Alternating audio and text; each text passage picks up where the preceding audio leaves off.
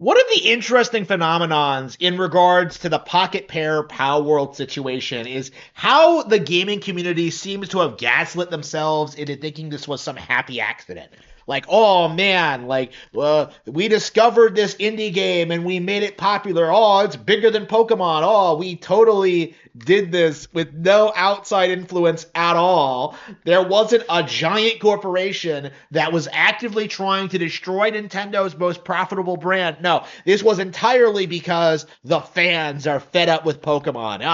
Like again, it was all very transparent if you've seen this kind of thing before. No Man's Sky is probably the most blatant example I can think of in the past decade, but it is very common for Sony to prop up third party games like this and try and weaponize them as a against Nintendo in some way, shape, or form. In No Man's Sky, the whole thing was that like it was like this endless universe to explore, and there was going to be all this stuff you could do.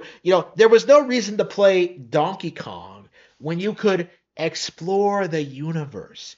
And in Power World, like, oh man, it's such an evolution of the Pokemon formula, bro. Same general idea, same concept, same result, right? Sony was behind this the entire time.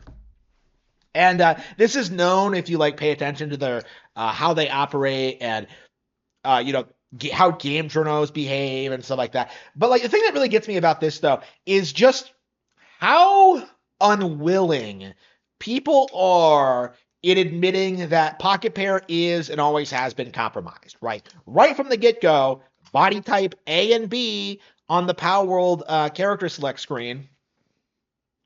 Major red flag right there. This is the kind of thing that destroys other games. Dragon Quest 3 HD Remake had a massive controversy around this, but Power World fans damage controlled it. They tried to do this weird thing where they said this Japanese developer didn't understand body type A and B and only did it because like, oh, that's what the Westerners want. Oh, we gotta appease these stupid Westerners, right? Like every time some major Power World controversy came out, or something came up, they always tried to brush it under the rug, with like this giant like garbage truck and just shove it under like a minuscule like tiny like doormat, like trying to hide all the massive red flags with Power World. In regards to the obvious plagiarism, the lack of content, how repetitive the gameplay was, the character creator, the way they tried to play victim when Nintendo finally filed that lawsuit, right?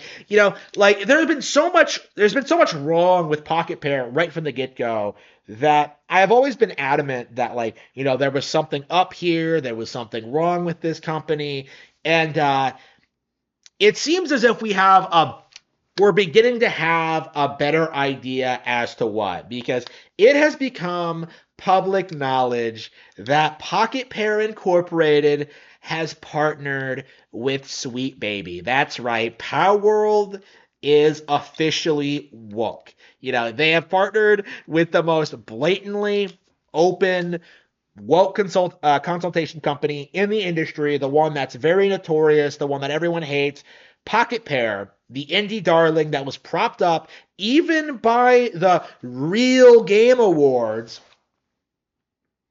has been exposed as being a client of Sweet Baby, which of course means that like Power World is going to be paused. It's going to become even more woke. They're going to incorporate like their propaganda somehow. Like the narrative right now, and I imagine this is going to stick for quite a long time, is that Pocket Pair is being forced to do it by Sony because if Sony doesn't support Power World, they can't possibly defend themselves against Nintendo. By the way, like it's kind of interesting how people openly acknowledge the Sony and Pocket Pair connection, but don't really think about what that means. That Sony was setting this up to succeed to begin with, and that they were deliberately trying to undermine Nintendo in this way. Like, again, some people have brought it up, but it's not mainstream knowledge yet.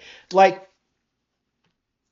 this needs to be understood. Like this needs to be talked about more. Like a lot of the games that blow up, including Kingdom Come Deliverance, including Overwatch, including like Cyberpunk 2077. Like all of this is really forced and astroturfed, right? Astrobot's a really good example, right? There is no real appeal or draw to these games. There is no audience, right? There is not some massive audience of like Astrobot fans out there who think it's the greatest platformer ever made. It's just a massive grift by game journos to hype up the Sony product, to downplay the Nintendo products, right? And we see this take a lot of forums, but this is a really interesting, like, brazen direction for them. I've never seen them do this, straight up plagiarize a Nintendo IP, set a company up for failure, and then have them try and play victim.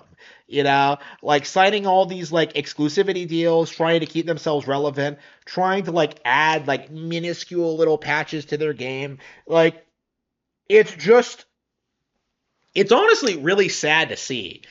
And I have to wonder just how this is all going to end, because this is kind of an unprecedented situation, because Nintendo has never gone up against Sony when they've done something like this. They haven't even like, gone after the Game Awards yet for being biased, and they should.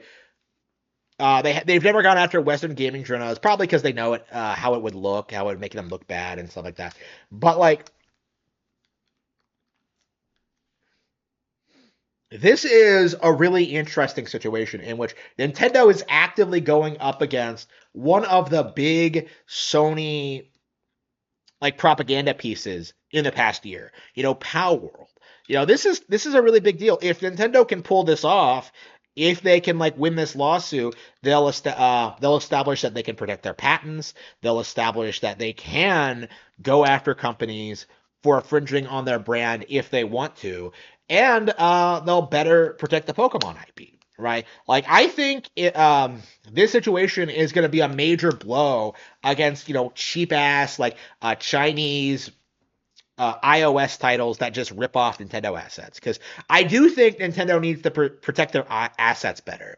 We've been seeing this in like iOS games since like Flappy Bird became a huge thing. Like, taking Mario pipes and then using them in other things. Like we need to start like protecting that stuff more. Right. Like there needs to be like more protection for Nintendo properties and their brand. And I'm sure like this entire situation is going to cause the Japanese to establish new case law that will prevent this kind of thing from happening in the future. But like, we're definitely in this really interesting situation where like a lot of the legally gray areas that people have been using to attack Nintendo over the years, stuff like, piracy emulation, stuff like ripping off Nintendo's assets, like all of this is getting cracked down on in a big way. Going after like modified hardware and games, like all of this is getting cracked down on in a big way, to the point where like the people who are like bragging about how they're never going to like support Nintendo are just straight up deluding themselves, like, oh, I can emulate that. No, you can't. Like, you can't get a hold of the game legally. You can't break encryption. You can't even get an emulator because developing them is now getting cracked down on. Like, there's just nothing you can possibly do to stop what's coming. The era of Nintendo domination, right? Like, game journos and YouTubers, like tried everything they possibly could to make Power World a big thing. They spammed it everywhere. They did streams about it. They declared it to be better than Scarlet and Violet. And what happened? It just completely imploded into a complete nothing burger. Like, even without the lawsuit, like, Power World just isn't going anywhere. There's no merchandise. There's no TV show. There's no expansion. There's a lawsuit against them, right? Like, if there wasn't a lawsuit, Palworld would just wither up and die organically, the same way that Digimon or Yokai Watch did, right? Like that's the inevitable fate of Palworld. But instead, we are getting a very quick lawsuit, a lawsuit that is going to put this company in the ground, put this IP in stasis and completely ruin PlayStation's chances at ruining Nintendo. So this is quite possibly the first instance of Nintendo going up against Sweet Baby. So in a way, by proxy, Nintendo is the first company to challenge a Sweet Baby partner. So this is really exciting. Nintendo is officially anti-woke. And we can expect to see more situations like this in the future.